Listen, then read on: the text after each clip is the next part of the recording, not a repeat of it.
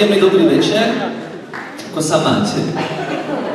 Takto pred sviatkami, ženy už ste napiekli koláče? Chlapi už kapre pozabíjali? Áno? Ja mám tieto sviatky veľmi rád, nielen tieto štedrovečerné, ale aj veľkonočné, vôbec sviatky všeobecne, ale takto pred sviatkami, milí priatelia, býva veľa tých vianočných trhov, neviem, či radšej v Lacoch, bývajú také nejaké, bývajú? Nie. Ja som bol v Žiline, v piatok sa pozrieť, tam sú také vianočné trhy a ja mám tieto trhy kvôli tomu rád, že tam sa tak po 22. hodine vyskytuje najviac opitých na metr štvorcový. A mňa to veľmi tak akože irituje. A ja neviem, čím to je, ale ja takéto typy nejakým zvláštnym spôsobom priťahujem, nejaký magnet asi mám v sebe. Asi vidia vo mne seba, ako keby. A bol som teda tej Žiline a po 22. prišiel za mnou taký mierne pripitý, idem asi trošku tiež dole, ak ma svetlo chytí, aby som mal lepší kontakt s vami. Mierne pripitý chlap a hovorí: prosím vás pekne, mladý pánko, môžem sa vás niečo opýtať? Samozrejme.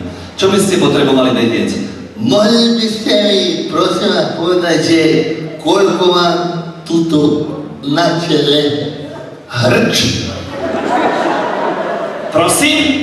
Že koľko mám tuto na čele hrč? Moment, ja vám to spočítam. 1, 2, 3, 5 hrč máte na čele. 5 hrč? Ďakujem pekne, ešte 2 stĺpy a už som doma. Takže takto. Už ale ruku na srdce, čo sa týka spotreby alkoholu, tak my na Slovensku sme na tom pomerne dobre, ale mnohé ženy to nevedia nejak takže spracovať, že my chlapi máme celkom blízko k tomu poháriku a to tiež také dve kamarátky, také susedy sa stretli, jedna hovorí tej druhej: ty počúvaj ma, Marina, ako to mám spraviť? Ja mám manžela, ktorý je pracovitý, ale v poslednom čase sa ako si pozerá často na dno pohárika. Normálne sa stal z neho alkoholik. Ty si mala tiež takéhoto a ty si ho nejakým zázrakom vyliečila. Ako sa ti to podarilo? A ona hovorí: vieš, ako som to spravila? On keď prišiel napitý domov, ja som ho zavrela do chlieva, prasaci. A on sa ráno tam prebudil pri tej svini, tak sa zlakol, že odtedy už len minerálku pije a on je úplne iný človek. Vyskúšaj, to je takzvaná liečba šokom, to 100% zaberá.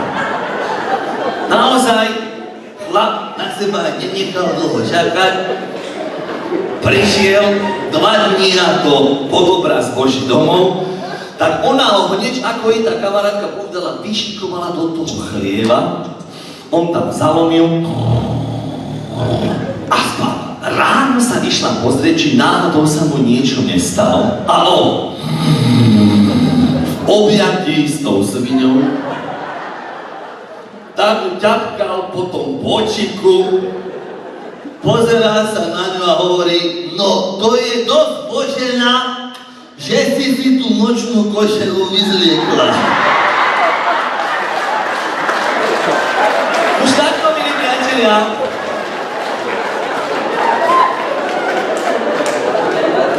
Pred Vianocami, alebo v čase Vianočných sviatkov. V čase Vianočných sviatkov, milí priatelia, sa stávajú rôzne tragédie. To sami vidíte, keď sledujete potom po Štedrom dni tie správy, že čo sa všeličo udialo. Pred 2 rokmi v našej obci, ja som z obce Kolárovice, sa stala tragédia. Tam sa jedna žena zadusila kosťou z kapra. Ona už mala okolo 100 a zavolali na policajnú stanicu jej muža. On bol trošku taký zvláštny, lebo moc nepočul, jednoducho starší človek. A už tí policajti tam vypočúvali a pýtajú sa ho: dedo, a vy ste nepočuli, že tá vaša žena sa dusí kosťou z kapra? A on hovorí: čo? Čo sa pýtate? Že či ste nevideli a nepočuli, že tá babka sa dusí kosťou z kapra? Svojho ich nepočujem, pán povedz. No či ste nevideli a nepočuli, že sa vaša žena dusí kosťou z kapra. Kosťou z kapra? Keď to bolo úplne ináč, pán policajný orgán. Keď ona tak vyvaľovala oči, rozhadzovala rukami a otvárala ústa, ja som si myslel, že spieva koledy. Pozor na to! Ja inak mám rád týchto starších ľudí, lebo oni ma naplňajú múdrosťou. Lebo oni v živote brešili o mnoho viacej ako ja, mnoho iní. A ja som veľmi rád, že toho deda v krátkosti tu v Lavcoch môžem privítať. Takže dedo, vítaj. Ďakujem pekne za slovo. V poslednom čase je to stále horšie a horšie, čo sa týka toho vzťahu s mojou ženou. Ja som s ňou 60 rokov, ja nechápem, že ako som to mohol vydržať toto. Posledných 40 rokov si nepamätám, ona je úplne iný človek. Ona chce furt odo mňa nejaké prejavy lásky. A ja mám problémy sám ze sebou, ja si dávam každý večer do pudingu Viagru, aby som sa ráno mohol postaviť na nohy. Ona ja viem, odkiaľ toto pramení. Ona je už zmagorená z tých primitívnych seriálov, čo sa díva každý deň. Sa začala dívať na kukučku, jak prostá, tak sa dívala. Ja vravím, čože vidíš na tej kukučke? Čože vidíš? Však prídi o 10. večer do spálne, ukážem ti kolibríka. Ale to som mu ako si neošajal. Furt niečo chce ode mňa nejaké také veci a ja si už neviem dať rady, pán doktor, nemôžete mi niečo s ňou spraviť, aby som s ňou mal nejaký pokoj, hovorí dedo. Ja jej predpíšem také pilule, pokiaľ ich ona omladne o 10 rokov. A začne sa vám možno aj ľúbiť. A hovorím, pán doktor, ale opatrne, aby mi zebrali dochodek zase. To je ten trúsen za druhým, ale nechcem tu veľa vyprávať, lebo mám aj syna. Syn je presne po mne. Ja som tiež chodil do takej školy pre predčasne vyvinutí. A on je celý po mne. Minule sa zobral na rande z baterku. Kdeže ideš, syna? Že na rande z baterku. Ja, keď som bol v tvojom veku, ja som žiadnu baterku nepotreboval. A on mi hovorí, však aj víno táto, čo si doma doviedol. Ale keď je z pol mesiaca, na mňa chlapi, na mňa chodia huky, ja mám tedy pocit, že by som tuto normálne kyble z vodu na nenosel. A fakticky minulý týždeň som prišiel do takého stavu, že som sa cítil plný sily. Som začal do tej starej búchať, ona spala jak poleno, hovorím, Stará, nemám trenírky.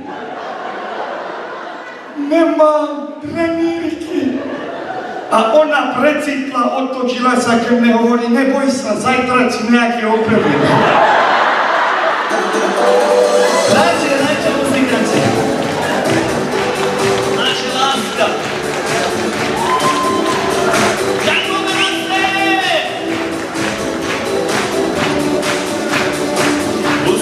Vravel veľakrát, už som ti vravel, veď to vieš, ak máš tu sa zabávať, zabávaj sa, keď sa chceš.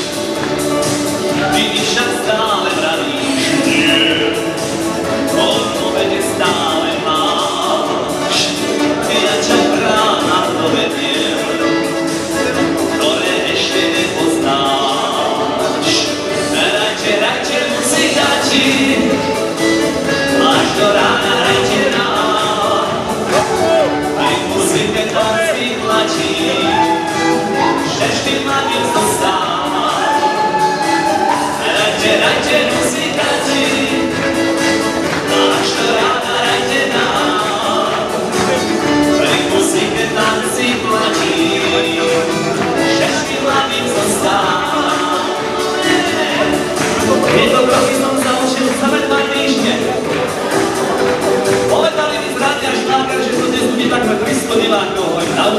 čo?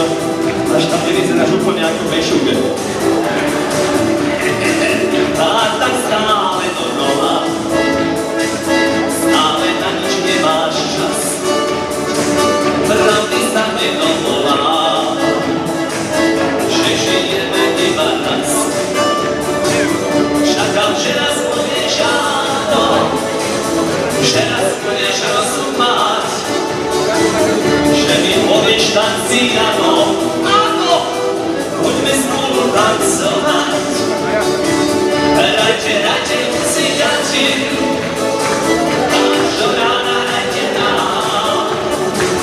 Hej, muzike tanci platí, že vždy ma mi zostáva. A vyšte, hrajte, hrajte, muzikanti, až do rána hrajte nám. Hej, muzike tanci platí, že vždy ma mi zostáva. Hrajte, muzikanti, až do rána hrajte nám. Pri muzike tanci platí, že vždy mladým zostávam. Pri muzike tanci platí, že vždy mladým zostávam.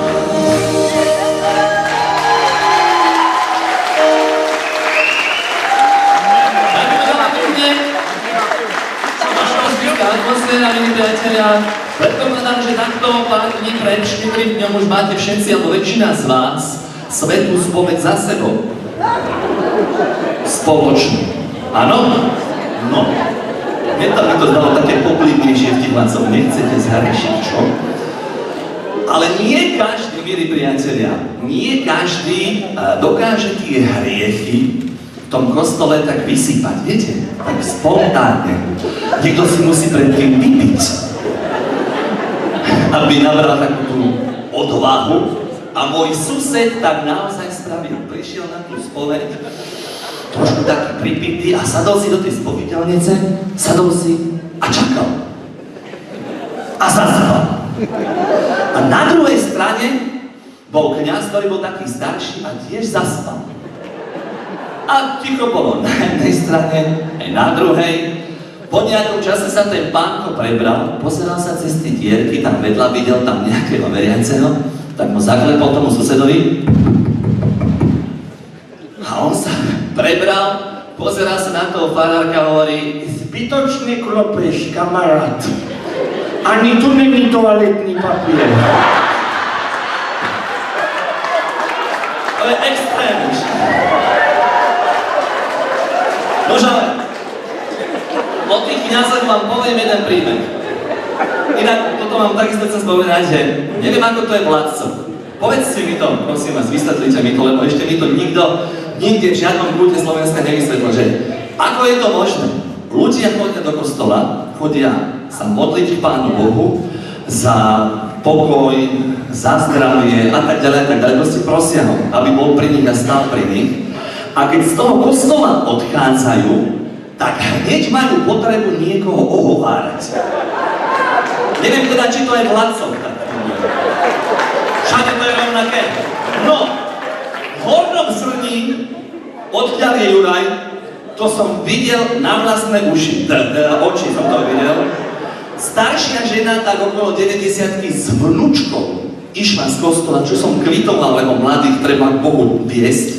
A hneď tam pri plote zastavila susedu a hovorí: Ty počúvaj ma, Božena, dneska v tom kostole to bolo o ničom. O ničom. Tá výzdoba, čo tam bola spravená, to bolo odflaknuté, to bolo o ničom.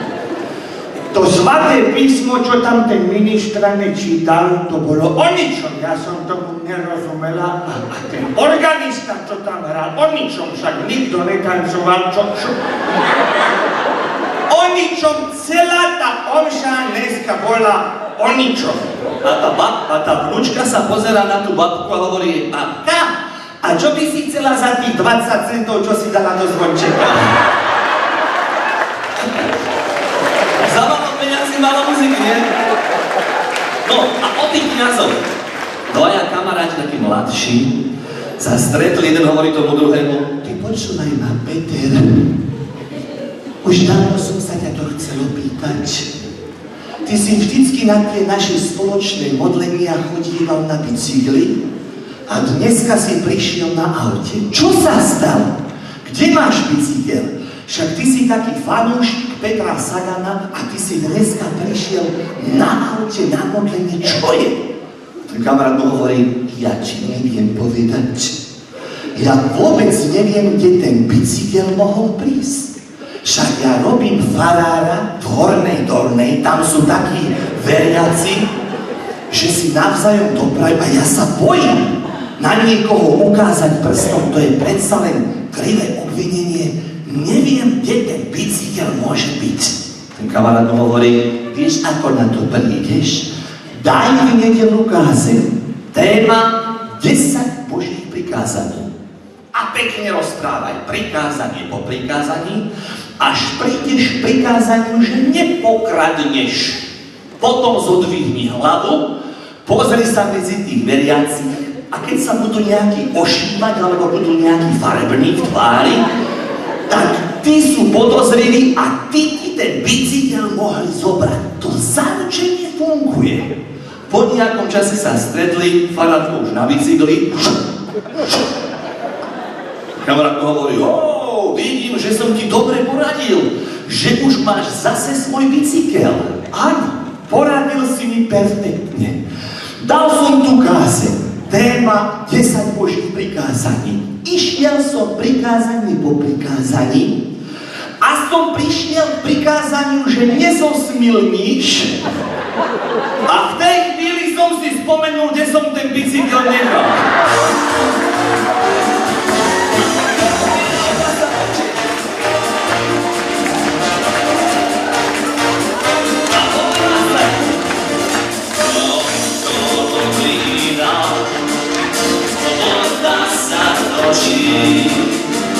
Od kolína